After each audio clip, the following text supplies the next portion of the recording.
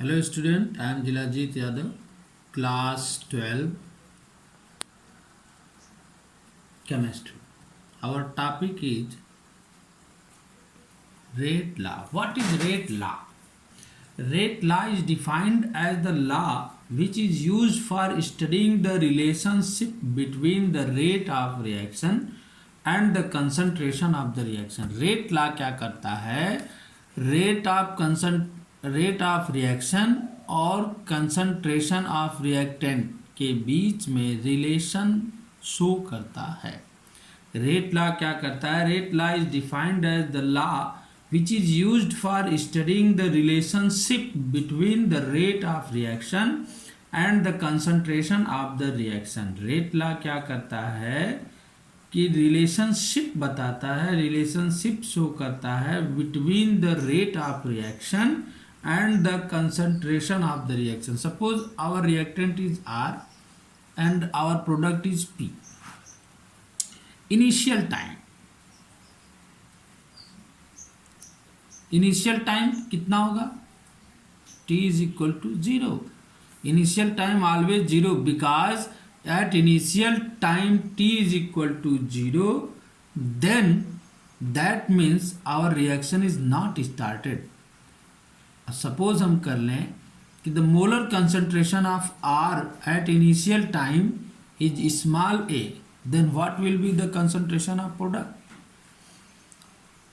Suppose करो initial time पर R यानी रिएक्टेंट का जो मोलर कंसंट्रेशन है वो ए है और प्रोडक्ट की क्या होगी? 0, because at initial time our reaction is not started, then there is no any value of product, no formation of product.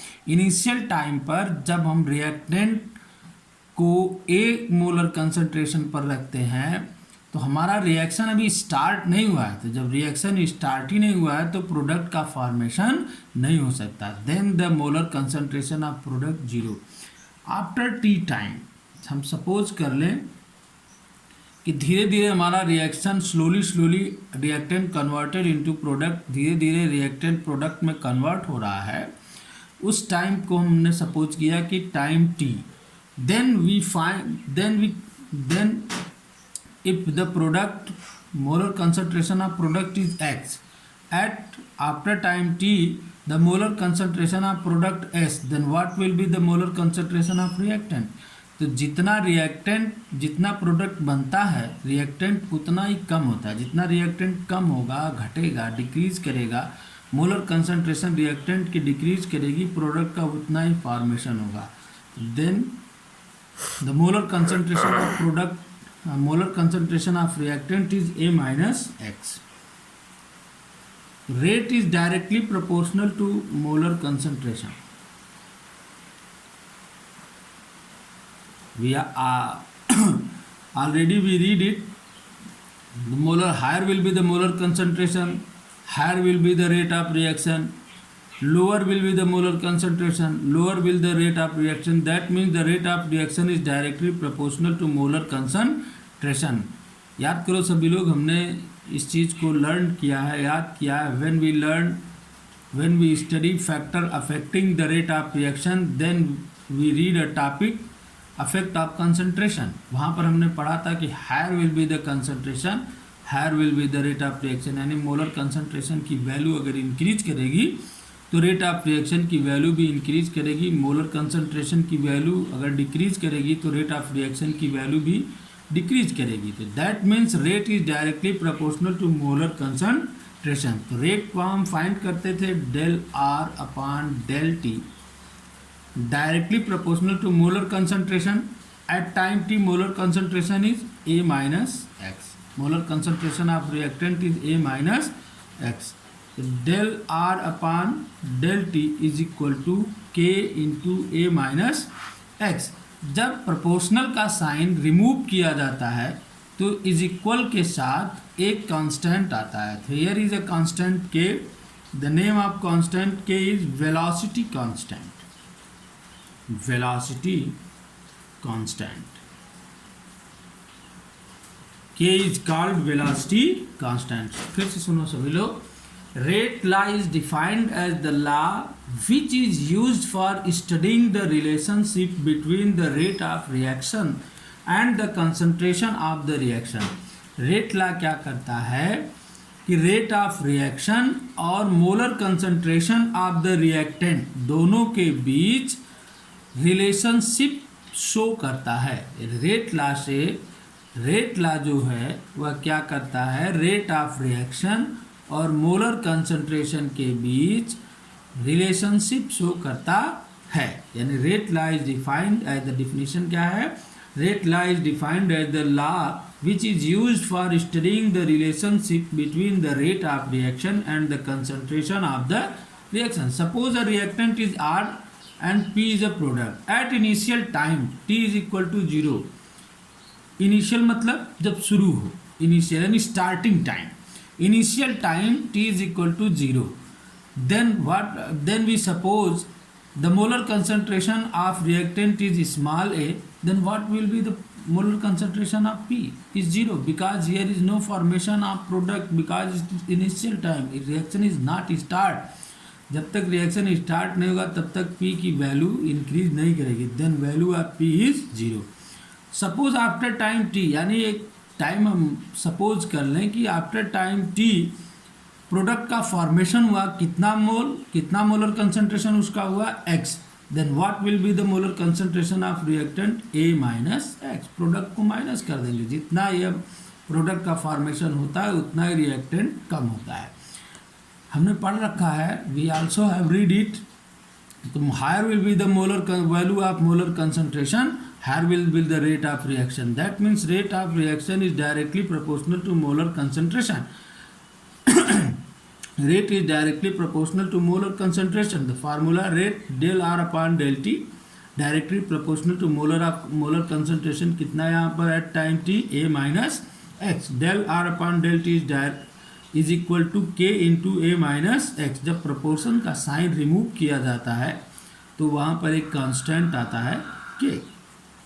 Suppose करते हैं constant K into A minus X, where K is velocity constant and A minus X is the molar concentration of reactant at time T. K is called velocity constant. Understood? It's rate law. Next topic is order of reaction.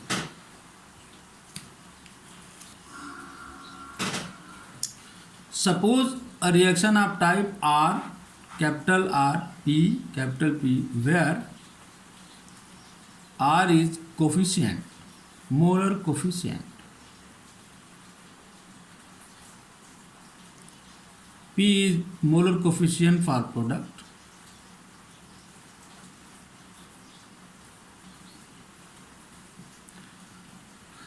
then molar concentration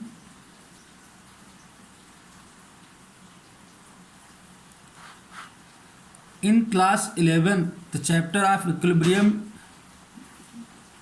class 11 में equilibrium के chapter में सभी लोग इसको study किए होंगे, learn किए होंगे, पढ़े होंगे कि जब यहाँ पर कोफिशिएंट दिया होता है तो तुरंत स्क्वायर ब्रैकेट के पावर हो जाता है. क्या हो जाता है? पावर हो जाता है. तो रिएक्टेंट का मोलर कंसंट्रेशन कितना हुआ? R टू पावर R, और प्रोडक्ट का molar concentration P to power P. तो rate is directly proportional to molar concentration. Rate del R upon del T directly proportional to R to the power small r, और del R upon del T is equal to K into R power R. Power, that means the reaction of rate is depend upon the power of the molar concentration of reactant. This power is called order of reaction. That means The order of this reaction is equal to small r. If a reaction of type A, B, C, D, D, where A is the coefficient of reactant A, B is the coefficient of reactant B, C is the coefficient of reactant C, D is the coefficient of product D. A is the coefficient of reactant A, B is the coefficient of reactant B, C is the coefficient of product C, D is the coefficient of product D. The rate is directly proportional to A to the power A, molar concentration of A to the power A, and the second reactant is B to the power B. Then the order of reaction. Order of reaction, ऐसी condition में जब more than one reactant हो तो हम क्या करते हैं, सबके मोलर कंसंट्रेशन की पावर को ऐड कर देते हैं. तो the order of reaction is equal to power a plus power b. Understood? Power a plus power b. फिर से देखो, अगर हम मान लें, सपोज कर लें reaction of type A plus B C plus D, तो rate is directly proportional to molar concentration of A to the power a of B to the power B, molar concentration of B to the power B. In class 11 the chapter of equilibrium you already study it. Class 11 में equilibrium के chapter में सभी लोग इस बात को पढ़े होंगे. तो rate is directly proportional to A to the power A, B to the power B.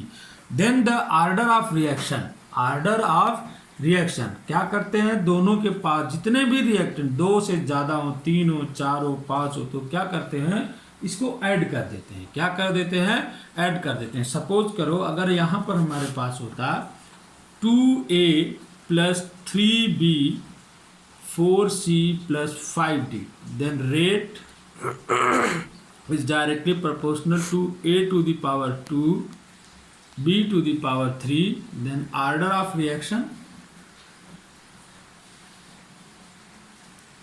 2 plus 3 है 5. Order of reaction is 5. Then the order of reaction कैसे हम इसको डिफाइन करेंगे, जब पावर है, जो पावर है, यहाँ पर देखो जो पावर है उसी पावर को हम ऑर्डर ऑफ रिएक्शन कह रहे हैं. 2 रिएक्टेंट हो जा रहा है, 3 रिएक्टेंट हो जाएंगे, तो हम क्या करेंगे, 2 रिएक्टेंट 3 रिएक्टेंट पर हम क्या करेंगे, पावर को ऐड कर दे रहे हैं. तो इसका मतलब ऑर्डर ऑफ रिएक्शन की डिफिनीशन क्या हुई, the order of reaction can be defined as the power dependence of rate on the concentration of all reactants. क्यों? क्योंकि रेट ऑफ रिएक्शन जो है यहाँ पर किस पर डिपेंड कर रहा है, पावर पर. तो जितनी पावर पर डिपेंड करेगा वही पावर उसकी क्या कहलाएगी, ऑर्डर ऑफ रिएक्शन. फिर से देखो सभी लोग, ऑर्डर ऑफ रिएक्शन हम सपोज करते हैं कि एक रिएक्शन हमारे पास है RR टू PP, तो जहाँ R क्या है, मोलर कोफिशिएंट है रिएक्टेंट R का, P क्या है, मोलर कोफिशिएंट है रिएक्टेंट प्रोडक्ट P का.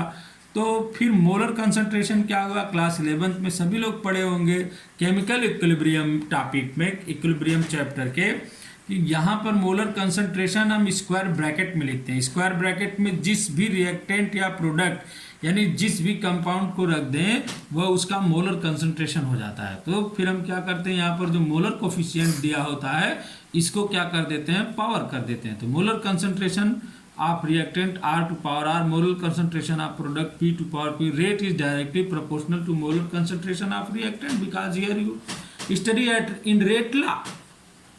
तो delta R upon delta is directly proportional to R to the power R. तो यहाँ पर जो हमारा रेट ऑफ रिएक्शन है वह मोलर कंसंट्रेशन R की पावर स्मॉल r पर डिपेंड करता है.